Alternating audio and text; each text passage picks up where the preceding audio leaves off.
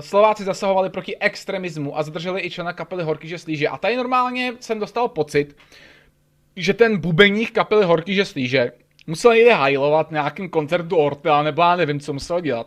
Aby po něm ta zásahovka šla na kaj, mimochodem slovenská obdoba prostě český zásahovky, jo. S tím, že podle článku byly nalezeny nějaký sběratelský předměty s nacistickou tématikou, a já jsem si samozřejmě projel i diskuzi jsem si projel, abych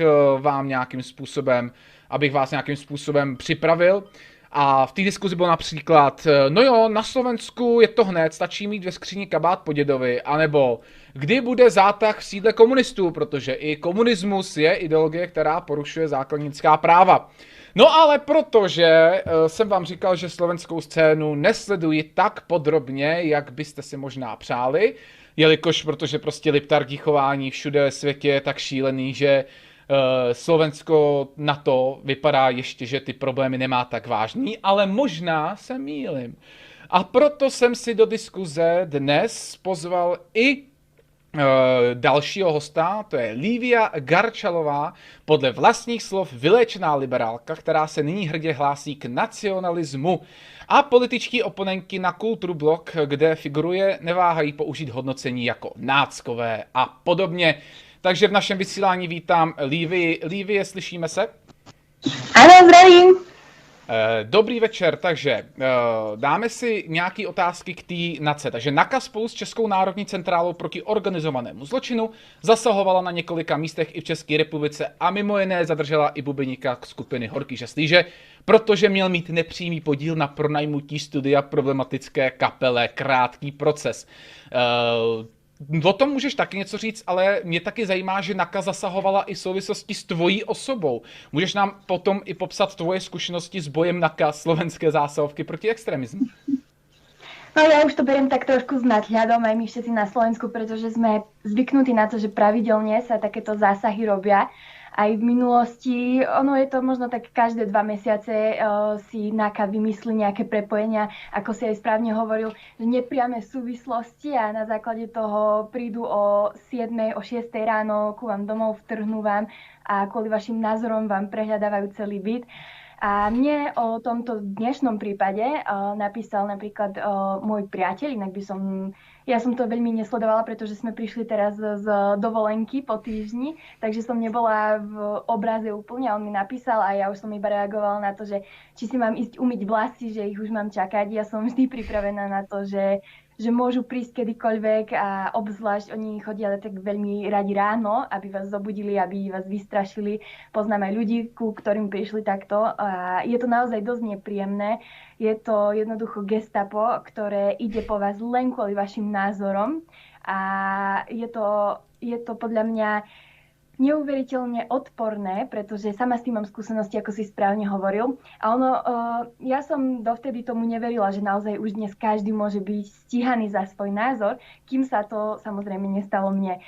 Neviem, či niekto vôbec videl naše video, ale my sme minulý rok boli na Pride pochode v Košiciach, v takom východoslovenskom meste, kde sme si mysleli, že to naozaj nebude také zle a vôbec sme nevedeli, čo od toho čakať a vydali sme nakoniec možno 25-minútové video, ako som sa pýtala mladých ľudí prevažne, ktorí tam boli, častokrát pod 18, pod 15 rokov a pýtali sme sa napríklad najmä otázku, že koľko existuje pohlaví a oni tam nevedeli odpovedať, oni tam filozofovali, ako keby to bola nejaká kvantová fyzika.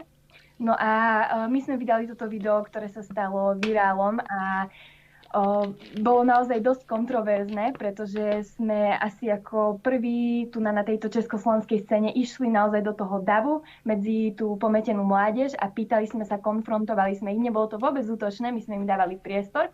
No a nám sa tam už vyhrážali aj organizácia, ktorá tento Pride organizovala, že na nás podá žalobu, že sme ich tam natáčali, oni si to neprali, pričom to bola verejná akcia a pokiaľ viem, tak ľudia na Pride chcú niečo svetu vykričať a my sme im dávali len ten priestor a úplne to nezvládli, strapnili sa a preto nás chceli stíhať a najlepšie zavrieť do väzenia a tam boli aj oveľa horšie vyhrážky, to bolo neskutočné tie správy. No ale veľmi dlho sa nič nedialo. Ale jedného dňa mi prišlo predvolanie na Národnú kriminálnu agentúru vo veci nejakého extrémizmu alebo niečoho. A už som si povedala, že je to tu, čakala som to a mala som. No, bolo to nedávno, mala som proste 18 rokov, mala som ísť v pondelok na miesto školy ku polícii a vypovedať tam a obhajovať sa, že ja nie som žiaden extrémista alebo terorista. A bola som konfrontovaná s tým, že sa jedná o toto video a že prišlo už na Národnú kriminálnu agentúru veľmi veľa podnetov na to, aby nás stíhali za čokoľvek. Boli tam rôzne veci, ale povedali mi, že už to nemohli dlhšie ignorovať, že už keď tak veľa podnetov chodí, tak to začali nejak riešiť. A dokonca celé to 25-minútové video tá vyšetrovateľka ručne prepisovala na počítači. Takže a dokonca, ak by sa náhodou ten prepis stratil, tak je toto naše video zálohované na protiteroristickej jednotke. A ono sa to nejak takto ťahá, odvtedy bolo to preložené nejak na obyčajnú políciu, pretože povedali, že OK, nie je to trestný čin, ale možno je to priestupok, tak som išla, potom som bola predvolaná na políciu. Tam som odmietla vypovedať, pretože ja nemám žiadne skúsenosti a jednoducho chcem to mať čo najskôr za sebou. A tam mi ten obyčajný taký radový policajt zahambený trošku povedal, že no dobre, keď som sa opýtala, že čo bude ďalej teraz s tým prípadom, on mi povedal, že teraz to bude na železničnej polícii, lebo tam sa vyšetrujú priestupky, keď to so železnicami absolútne ani neobletelo. A to bola jedna moja skúsenosť, ktorá sa stále rieši. A druhá moja skúsenosť s Národnou kriminálnou agentúrou bola, keď mi jedného dňa zavolali, že kedy mám školu, kedy mám prestávku v škole, keďže ja chodím na gymnázium stále a bolo to počas školského roka ešte pred pandémiou. A volali mi, že kedy mám prestávku, že prídu, že sa chcú so mnou porozprávať. Neprišlo mi ani žiadne písomné predvolanie predtým, nič, absolútne. Bolo to naozaj veľmi zvláštne a počas prestávky do mojej školy prišli na dodávke jedna pani a jeden pán a vyslovene sa pýtali, že či môžu ísť aspoň do chodby, takže chceli demonštrovať tú svoju moc, chceli sa ukázať v mojej škole, ako keby som tam už nemala dosť problémov. No a začali sa ma pýtať na veľmi zvláštne veci. Pýtala som sa, že či ide o nejaké trestné oznámenie na mňa alebo niečo, keďže ma tu prišli v podstate vypočúvať. A oni povedali, že oni prišli mimochodom asi hodinu a pol cesty autom, a išli za mnou, aby sa ma opýtali nejaké 2-3 otázky počas 5-minútovej prestávky, že čo si myslím o tomto geste, ktoré má znamenať white power, pretože môj priateľ to použil v komentári na Facebooku. To jsme probírali minulý stream, že ve Švédsku to již opravdu znak extremismu a nenávisti. Neskutečný. No a mňa sa prišli pýtať na to, že čo si myslím, že môj priateľ to použil v komentári. A môjho priateľa tiež kontaktovali mimochodom, ale už sa mu vôbec neozvali potom, pretože ja som to samozrejme dala vonku, hneď sme natočili video, úplne som ich vysmiala a už sa neozvali môjmu priateľovi, takže reálne kvôli nemu, kvôli tomu, čo on spravil, podotýkam absurdný komentár, tak oni išli hodinu a pol cesty, vyslovene chceli ísť do mojej školy, aby si tam mohli ukázať nejakú tú silu a aby ma trošku zastrašili. No a ono tie také skúsenosti s tou NAKO aj na rôznych akciách, kde chodíme natáčať, tak sú a berieme to ako súčasť toho, čo robíme, bohužiaľ. Ale ja to beriem ešte v pohode, pretože nemám ani vlastné deti, v podstate som mladá, nemám čo obetovať, ale máme tu aj ľudí, ktorí naozaj napríklad, neviem, nakoľko je známy politik Milan Mazurek v Česku, ale je to jeden z najvýraznejších poslancov u nás. A on bol dokonca minulé volebné obdobie v parlamente ako poslanec a jeho veľmi nepozývajú do médií, samozrejme, pretože takto politicky korektné vyjadrenia nepatria do televízie. A bol pozvaný nakoniec do jedného malého regionálneho rádia, kde mal naozaj podľa mňa, čisto subjektívne si myslím, celkom fajn vyjadrenie v rámci tej hodiny, alebo neviem, koľko to trvalo. A bolo to celkom fajn, odprezentoval tam slušne svoje názory, keďže mu dali priestor konečne po naozaj veľmi dlhom čase.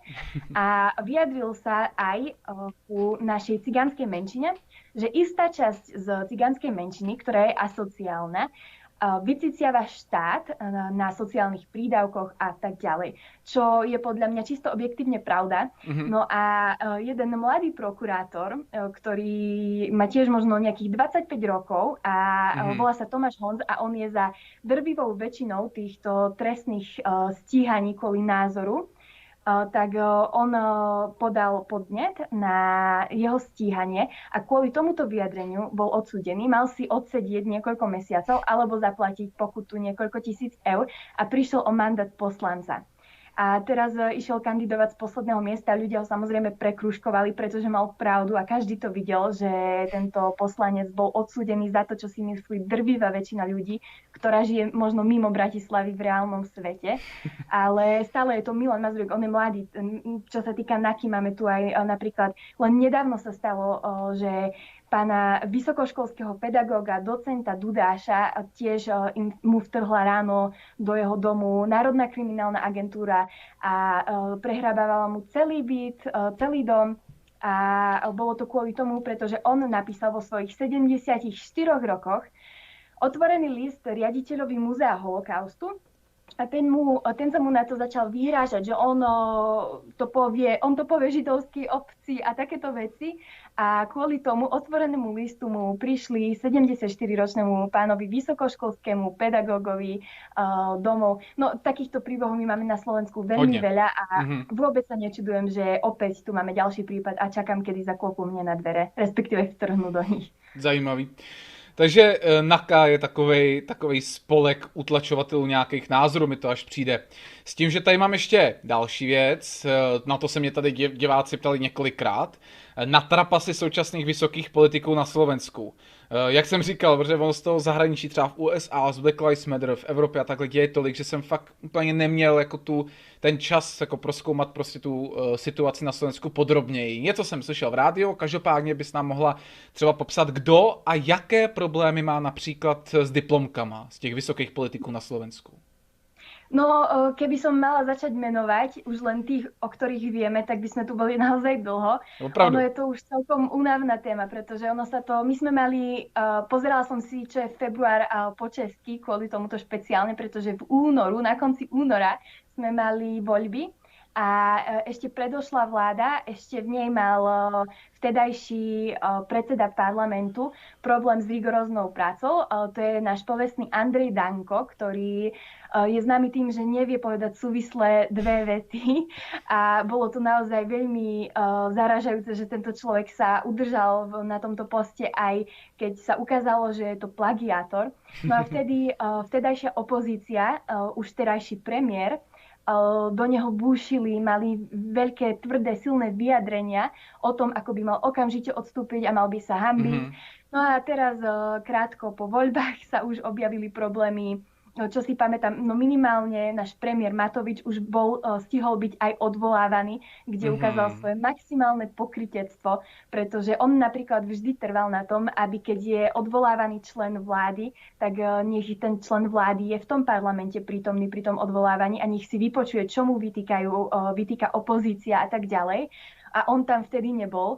A spomínaný Milan Mazurek zablokoval rečnícky pultík na niekoľko minút a minul tak svoj čas na to, aby mal prejav, aby sa Matovič vrátil do pléna a aby si vypočul, čo mu všetci vyčítajú.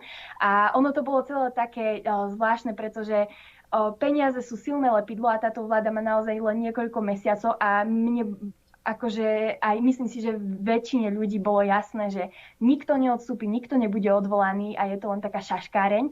No a Matovič on prinútil aj svojich všetkých ministrov, ktorí môžu v parlamente vždy prednostne rozprávať a neobmedzene časovo, tak ich prinútil, aby mali dlhé prejavy, aby sa ho tam zastávali. A to znamená, že opozícia sa dostala k slovu až niekedy v noci.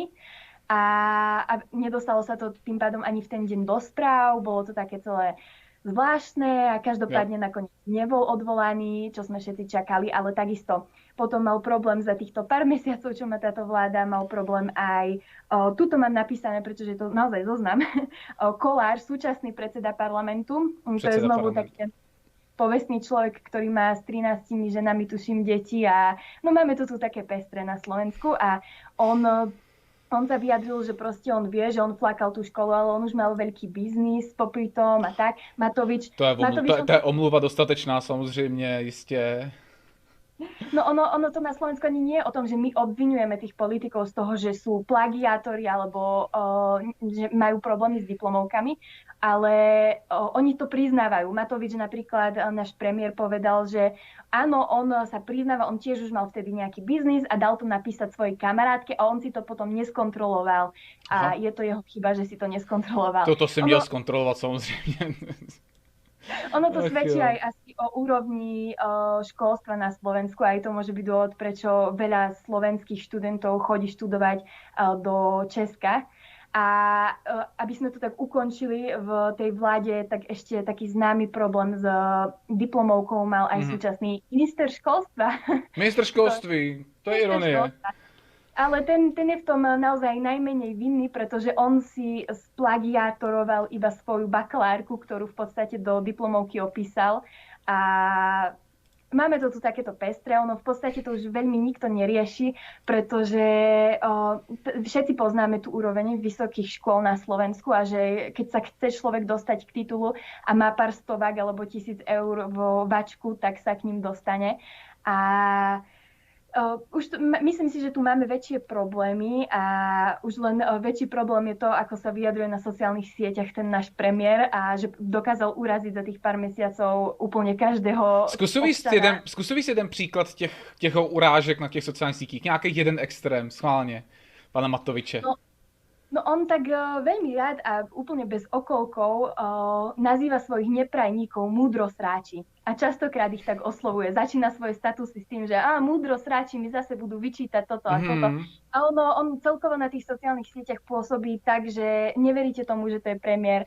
Keď bol teraz v Bruseli, tak všetci lídri európsky písali o tom, že ako veľa tam pracovali, ako vyjednávali podmienky, aby získali čo najviac peňazí pre svoje krajiny. No a náš premiér si napríklad fotil spodné prádlo a že musel si ho prať na izbe, pretože nečakal, že tam bude toľko dní a že sa zdržal a že aj toto sú problémy, ktoré má premiér.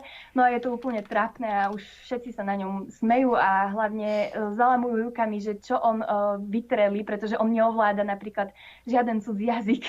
Takže nám nerobí úplně dobré meno.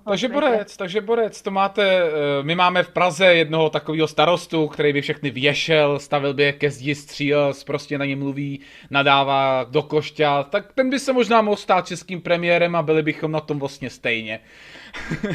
S tým, že... Ja by som to nezakríkla, lebo my sme tiež nikto nečakali pred voľbami ani v deň volieb, že Matovič reálne bude niekedy... To je pravda. Vlastně průzkumy ještě pár dnů před volbama dokonce dávali třeba i Kotlebovcům druhý místo a ty se propadly.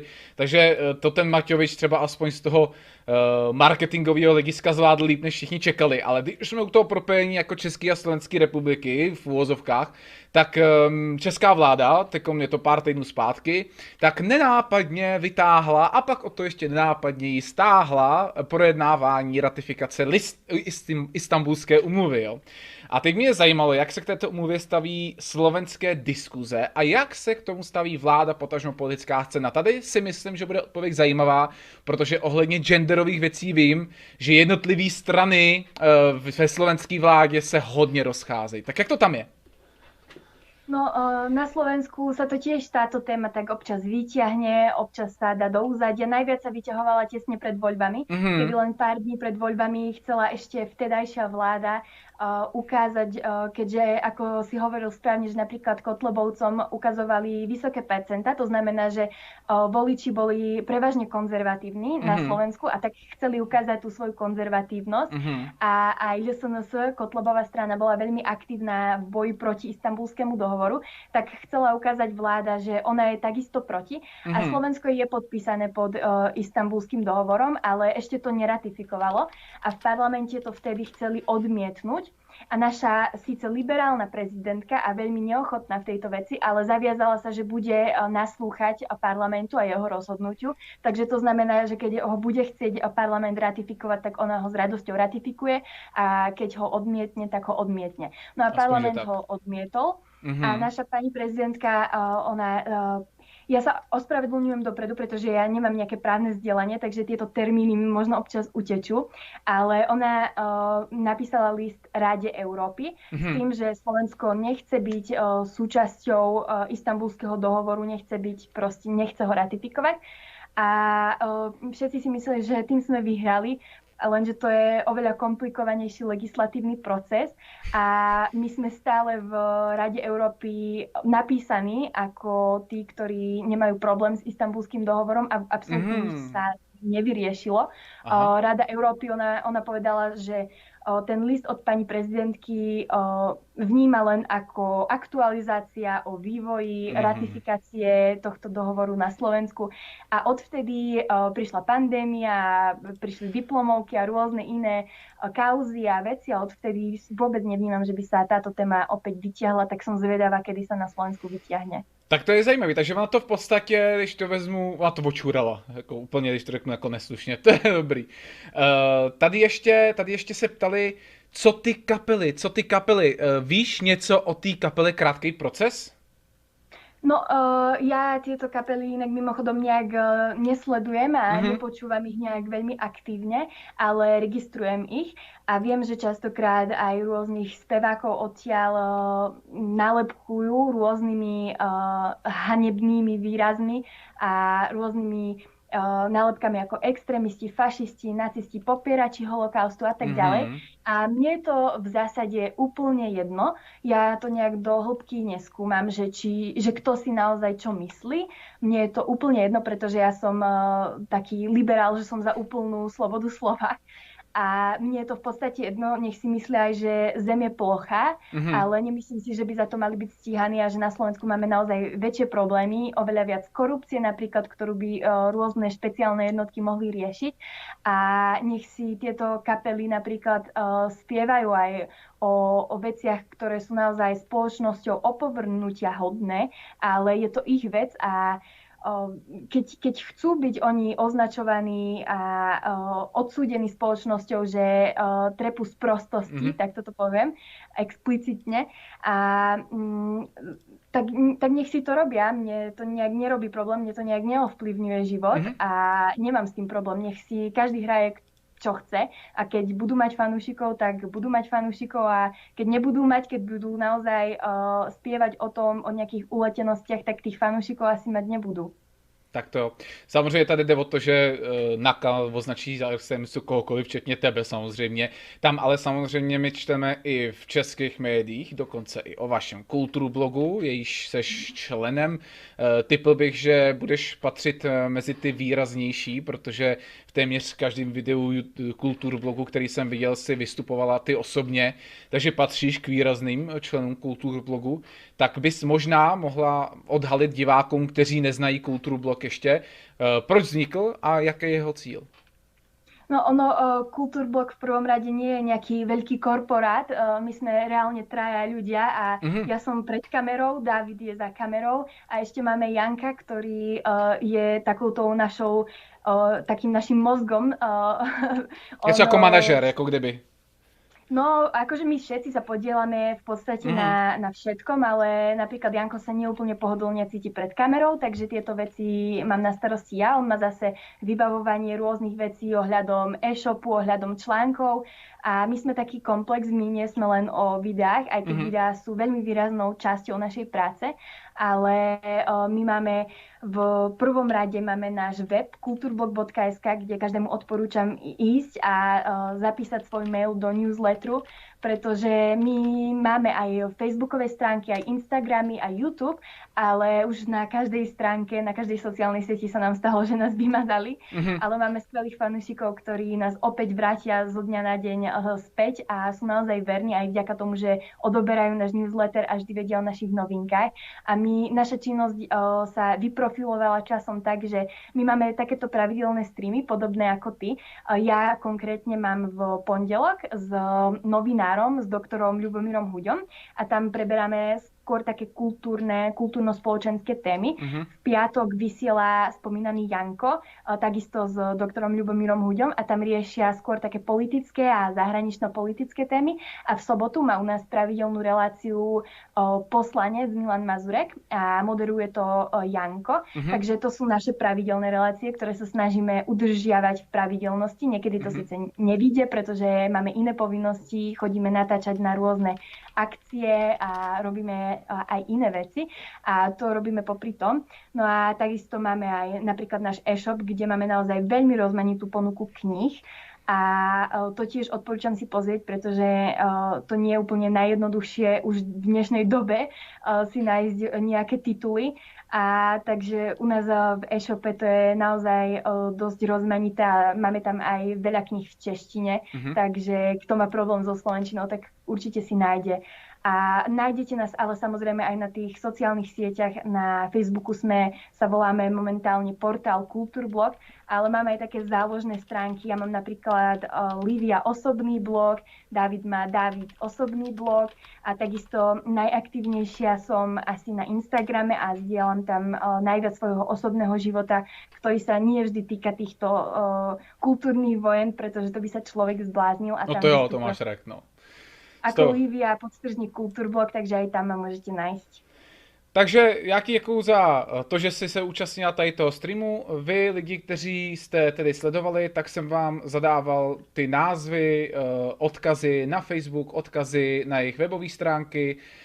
Tady pan Michal Švarc s příspěvkem píše: my na tom s Babišem nejsme o moc líp. Děkujeme Slovákům za to, že k nám exportují tak kvalitní kádry, jako jsou Babiš a Krnáčová. Livio, si skvělá a držím ti palce, od pana Michala Švarce s příspěvkem, němu děkujeme a já děkuji tobě za účast. A ja ďakujem za pozvanie, bolo to veľmi príjemné. Díky, dobrou noc. Dobrú noc. Tak, tohleto byl náš druhý a pro dnešní večer poslední host politicky nekorektního streamu s datem 11.8.2020, ale pozor, politicky nekorektní stream nekončí, protože tady máme téma, který budu s vámi probírat já osobně a solově. Pokud se vám tvorba Kultúrblogu líbí, nebo pokud se vám líbí názory Lívie Garčalový, která nějakým způsobem opravdu reprezentuje názor organizace Kultúrblog, rozhodně se jukněte na jejich stránky.